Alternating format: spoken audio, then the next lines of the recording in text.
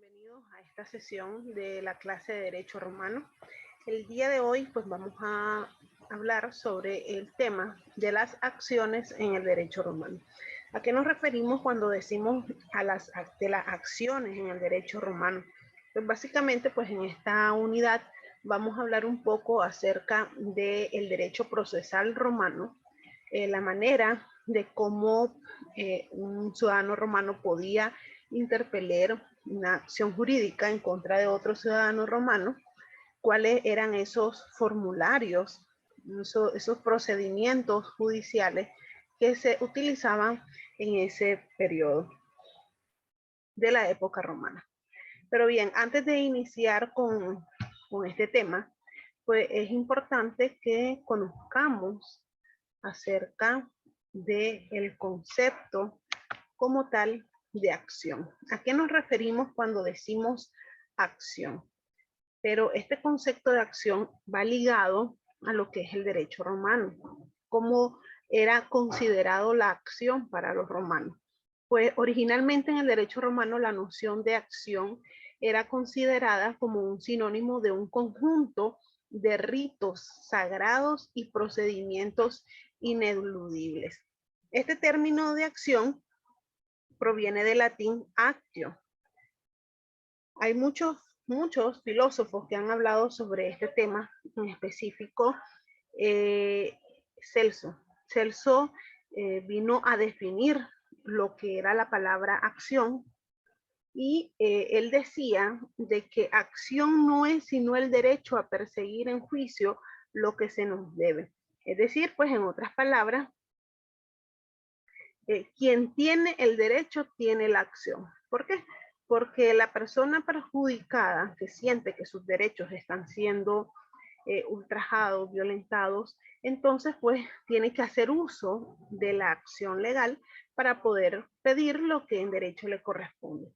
Entonces podemos decir que en el derecho romano se entiende por acción a esa capacidad de amparo jurídico de un ciudadano romano por parte de un magistrado. ¿Por qué? Porque era ante esta figura del magistrado que se acudía precisamente a pedir ese amparo jurídico. Pero bueno, para Celso, la acción en el periodo formulario era el derecho concebido por el magistrado para, en este caso, pues para acudir ante el juez haciendo valer, en este caso, pues la fórmula, ya que era el pretor o el magistrado quien era el encargado de redactar la fórmula ante el reclamo del interesado. Y por lo que siempre las acciones estaban por encima del derecho mismo y eran las que importaban, porque al fin de cuentas, pues estos eran definidos por aquellas. Podemos decir también de que en el derecho romano esta palabra acción vino a confundirse un poco con el propio derecho mismo, por lo que el interrogante no consistía en ese momento pues en saber si se tenía o no el derecho a una cosa como tal, sino que si se tenía la acción, o sea, esa capacidad, esa facultad, ese amparo, ¿no? Para poder reclamar lo que la parte consideraba que le correspondía. Por eso, pues es que Celso habla precisamente de esa capacidad de amparo jurídico para reclamar en juicio lo que se nos es debido. En este proceso, en este tiempo de la época romana, precisamente en tiempos del emperador Justiniano, el llamado procedimiento extraordinario, que más adelante lo vamos a ver en qué consistía, en esta etapa de evolución del derecho procesal y de la acción, pues es concebida esta, o sea, la acción, como el derecho de perseguir en juicio lo que a uno se le debe. Ese concepto de acción, pues ha seguido por toda la historia. Imagínense que estamos hablando aquí de la época romana y es un concepto que se utiliza hoy en nuestro derecho contemporáneo, un concepto válido para la palabra acción en el tema de derecho procesal. Bien, en la época romana, pues igual existían varias acciones de leyes. Una de ellas, pues estamos hablando aquí precisamente de la legis actionis, que no es más que el conjunto de ritos, palabras y acciones que se realizaban ante la figura del magistrado de extremado rigor, so pena de perder el pleito. La ley acciones, pues podemos decir que probablemente tuvo su inicio durante lo que fue la monarquía, pero en sí pues no quedó consagrado definitivamente, sino hasta el periodo de la República por medio de la ley de las 12 tablas. Ahí pues se vino a regular este tema. Dentro de las características que podemos observar de la ley acciones es de que en la época arcaica, estamos hablando del derecho civil, el proceso civil se acomodaba según lo que estaba prescrito por las leyes y consistía en lo que eran las declaraciones solemnes. Estas declaraciones solemnes pues estaban acompañados por algunos gestos rituales impuestos por el ordenamiento jurídico, en este caso pues a los particulares. Esto era como un modo, ¿no?, de defender los derechos de ellos que debían tener lugar pues ante el magistrado que era ante quien se acudía. Las acciones de ley en este momento pues, fueron el primer sistema procesal romano y se denominan de la ley porque, pues, como ya les había explicado, nacen precisamente con la ley de las 12 tablas, porque esta ley de las 12 tablas pues vino a reglamentar lo que era el procedimiento sobre las bases consuetudinarias anteriores y posiblemente pues también se deduce, ¿no?, de que se introdujo nuevas acciones. Recuerden de que la ley de las 12 tablas vino a regular lo que era el derecho público y el derecho privado también. Y en este tipo de acciones, pues estamos en presencia, ¿no?, de meramente lo que es el derecho privado.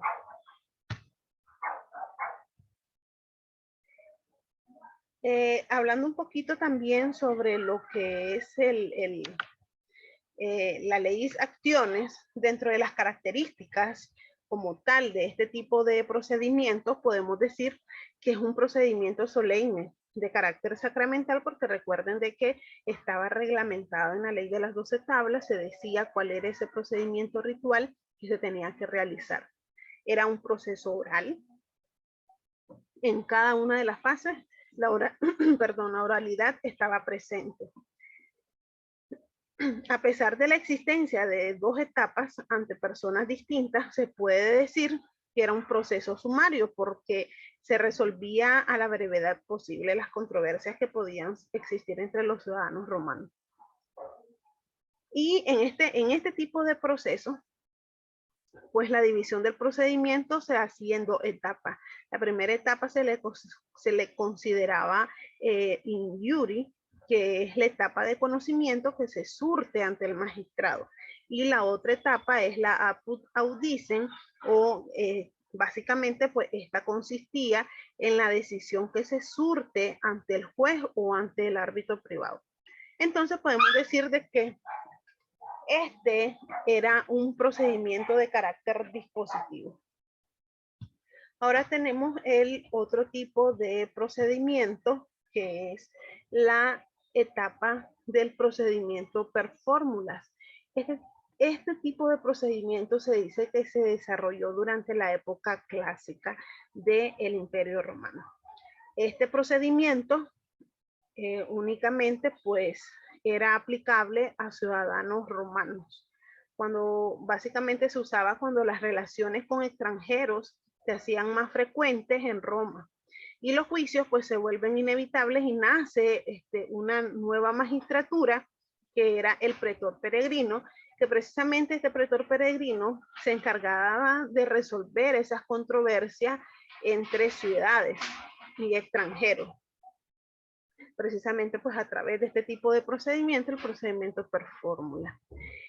En estas dos etapas se conocen como el ordo iudiciorum, o ambos, o sea, hablando de lo que es la ley acciones y el procedimiento per fórmulas, ambos tienen como característica común que el proceso se divide en dos fases, que es la que yo les había comentado. La primera es el injury, que básicamente esa es la etapa del conocimiento que se surte ante el magistrado.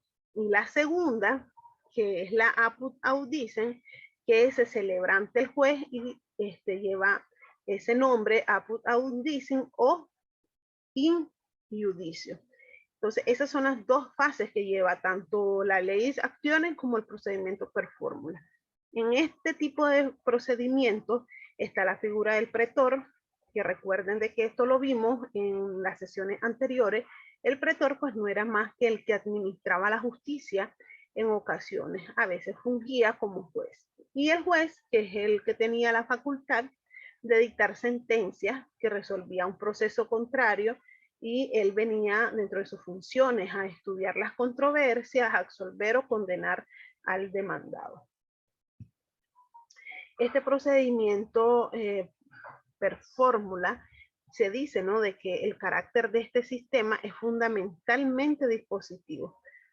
¿Por qué? Por cuanto se puede decir que es dispositivo, por cuanto a la participación del magistrado, en este caso del pretor, que es más activa en cuanto al caso particular, y en cuanto al derecho general, respetando los límites mínimos que permitan la adecuada aplicación del principio dispositivo, y que a su vez se garantice una participación justa y necesaria del Estado como ente imparcial. En este procedimiento per fórmula le corresponde a la época del derecho romano clásico, como se los había dicho. Estamos hablando de la mitad del siglo III a.C. hasta el siglo, del siglo II a.C. hasta el siglo III después de Cristo. Este procedimiento instaurado definitivamente por Augusto a través de la ley Giuliani, que eso lo vimos en las sesiones anteriores. Se dice que el procedimiento formulario coexistió en parte con el procedimiento de las leyes acciones, o sea, que en ese momento existían estos dos tipos de procedimientos. Y hablando siempre de las etapas, está la primera que se hace ante el pretor y la segunda que se hace ante el juez. ¿Cuál fue la necesidad o el motivo por el cual surgiera este procedimiento per fórmulas? Bueno, este procedimiento vino a regular las controversias precisamente entre peregrinos y entre ciudadanos romanos. Y cuando desaparecen las leyes acciones, también se utiliza para litigio entre ciudadanos romanos. O sea que inicialmente el objetivo de este tipo de procedimiento era regular esas controversias entre peregrinos y romanos. Pero después, pues las acciones quedó prácticamente en desuso y se vino a utilizar este tipo de procedimientos entre los ciudadanos romanos. Este procedimiento per fórmula tiene las siguientes características. En primer lugar, es un procedimiento instaurado definitivamente por Augusto a través de las leyes Giuliani. Es aplicable tanto a los ciudadanos romanos como a los extranjeros. Forma parte de lo que es el ordenamiento jurídico de los juicios privados, o sea, del derecho privado como tal, basado en el imperium del magistrado, porque aquí pues, es muy importante la figura del magistrado. Dentro de las fases de este procedimiento, como introducción a él, tenemos primeramente la citación. ¿Qué es la citación? Bueno, es un acto privado que realizaba el actor para notificar al demandado su comparecencia ante el magistrado, es decir, es una invitación que le hacía, en este caso el actor, al demandado para que compareciera ante el magistrado.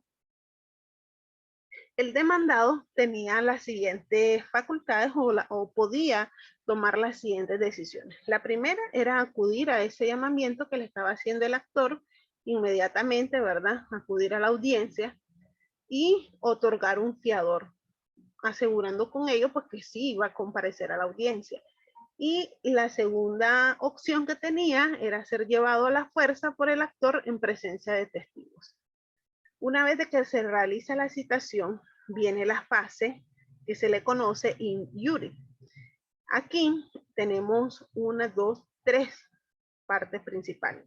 En la primera está la eder actionem. ¿Qué significa eso? Es la indicación hecha por el actor al demandado de la actio con base en la cual tiene intención de ejercerla en su contra. Es decir, comunicarle al demandado la fórmula que se le quiere pedir al magistrado. Era una especie de poner en conocimiento una demanda que se formule tanto del actor por parte del actor al demandante.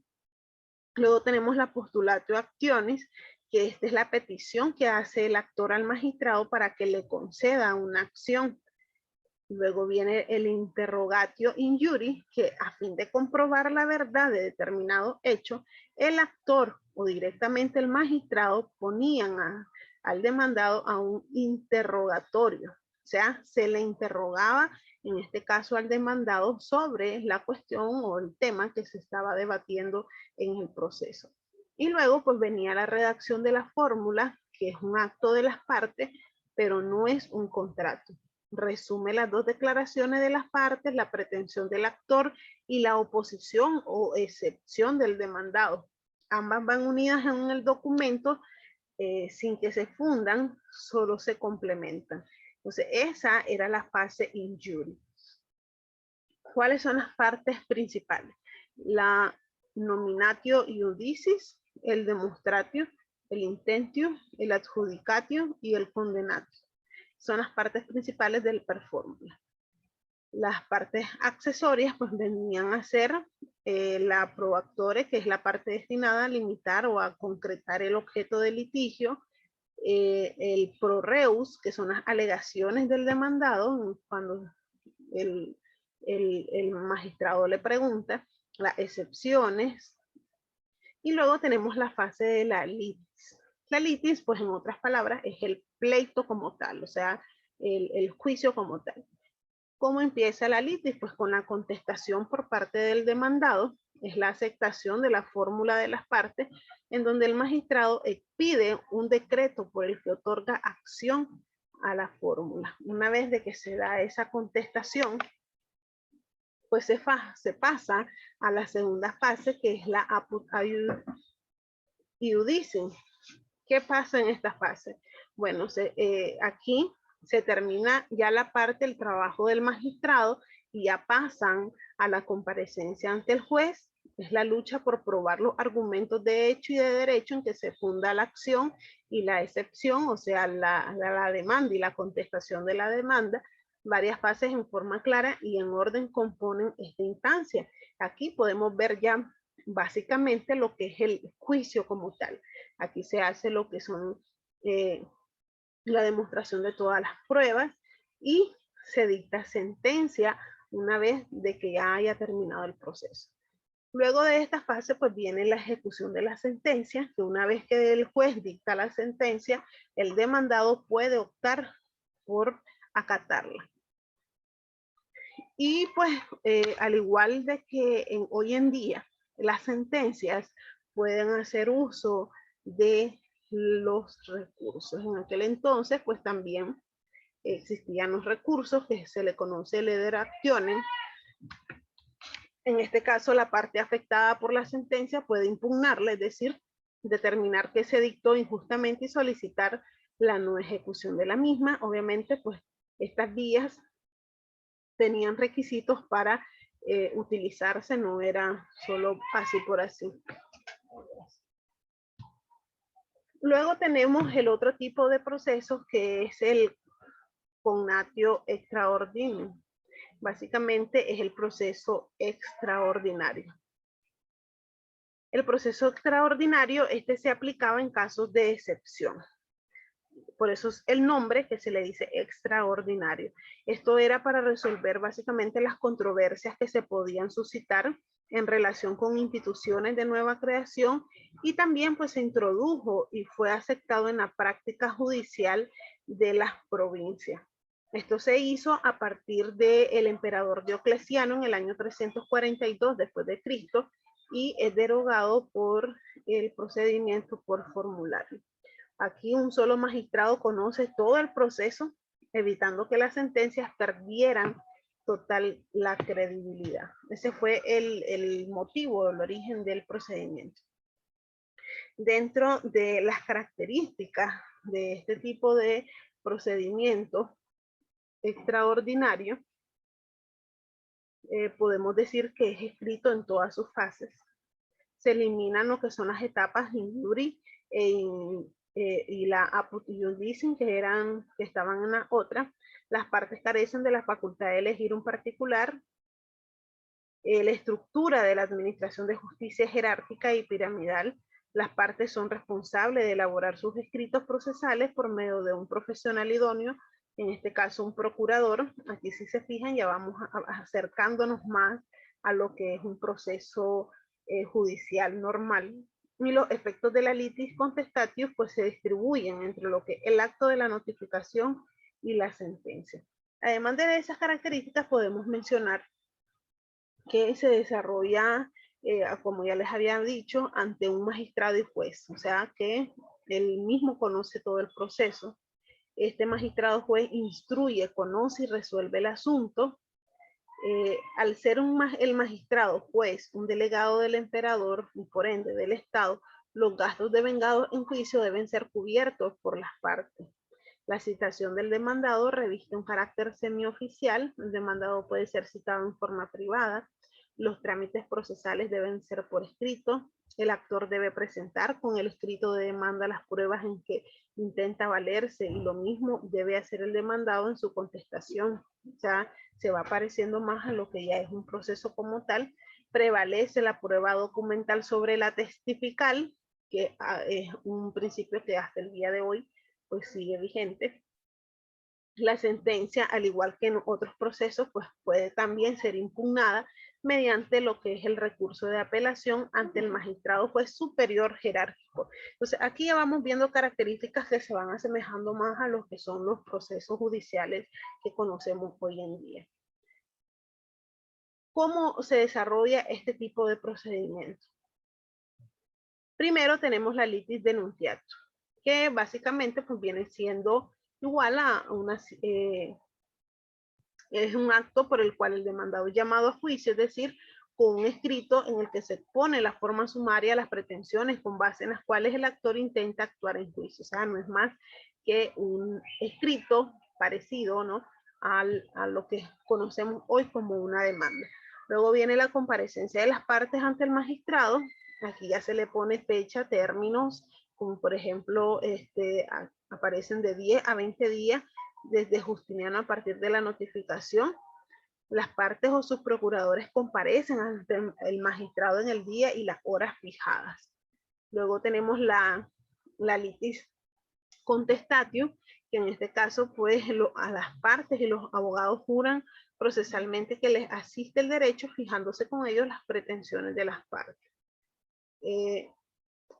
Luego tenemos las pruebas principios en que el que afirma debe probar. Desde ese entonces se habla de este principio, por eso se dice que el actor, o sea, el que entabla la demanda, es el que está obligado a probar los hechos.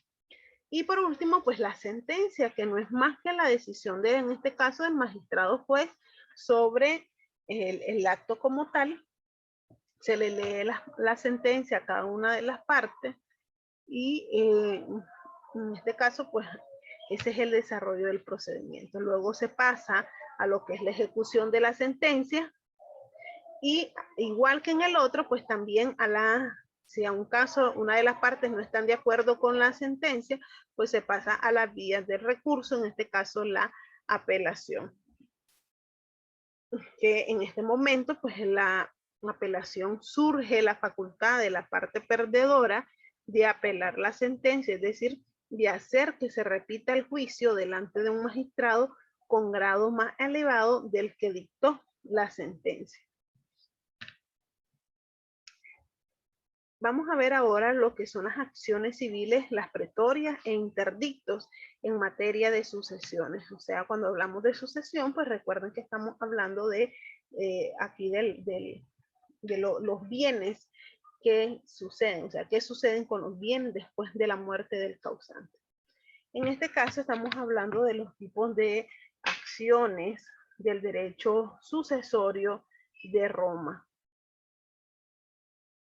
Aquí básicamente estamos hablando, la primera, que es la reivindicatio.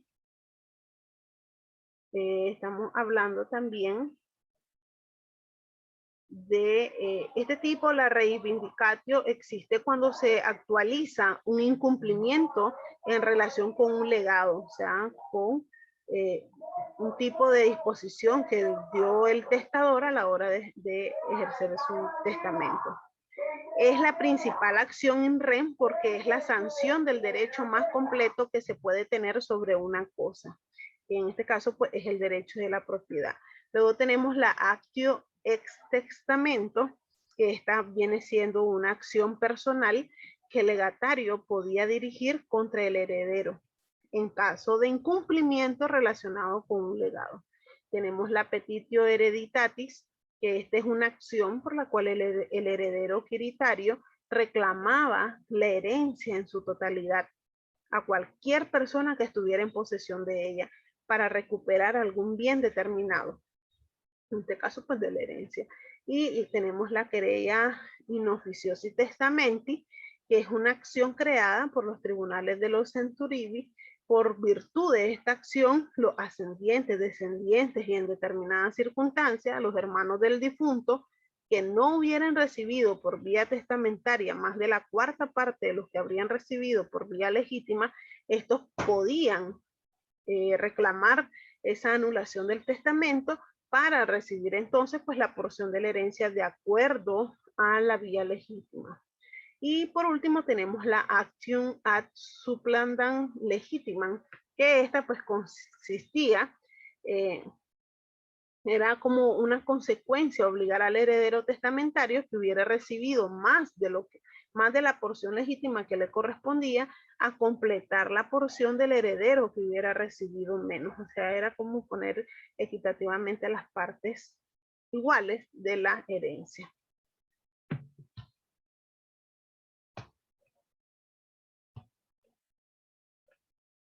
Esto es básicamente lo que yo les estaba mencionando, el concepto de cada uno de ellos. La petitio hereditatis, que es una acción por la cual el heredero quiritario reclamaba la herencia en su totalidad a cualquier persona que estuviera en posesión de ella. La querella in officioso testamenti, que es en este caso, pues los ascendentes, descendientes y en determinadas circunstancias los hermanos del difunto, pues podían pedir más de la parte que le correspondía al testamento. Estos son los conceptos de cada uno de ellos. Ahora tenemos los procedimientos de las acciones legales. ¿A qué nos referimos con eso? Bueno, en primer lugar tenemos la leis actus per sacramentum, o mejor dicho, pues la acción sacramental. Esta tenía dos modalidades, se presentan en dos modalidades. La primera es la leis actus per sacramentum in rem, que esta se utiliza para la vindicatio. Esto es cuando se trata del derecho que tiene el pater familia sobre personas o cosas, como por ejemplo la patria potestad, las manus dominica potestad, la propiedad sobre las cosas, la reclamación de una herencia, entre otras. Y tenemos la otra que es la leis actium, la ley actum per sacramentum in personam, que este sirve para reclamar por la responsabilidad personal, puede que se tramitara de la misma forma que la otra, o sea, que la in rem. Luego tenemos la otra, que es la ley actum per judiciis arbitrivi postulation. Este tipo de leyes, o de acciones, mejor dicho, la acción de la ley por petición del juez o árbitro servía para reclamar deudas nacidas de una esponsio, para dividir herencias entre coherederos, y desde una ley licinia para terminar con la copropiedad. En este caso, con esta acción, pues el actor afirmaba su derecho, y si el demandado negaba su pretensión, pues se procedía de inmediato al nombramiento de juez o de el árbitro.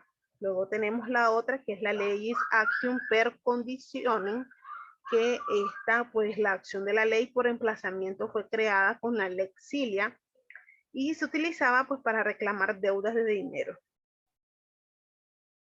También, pues, con la ley, en este caso la ley Calpumia, también se utilizó en un momento para reclamar deudas de cualquier objeto determinado.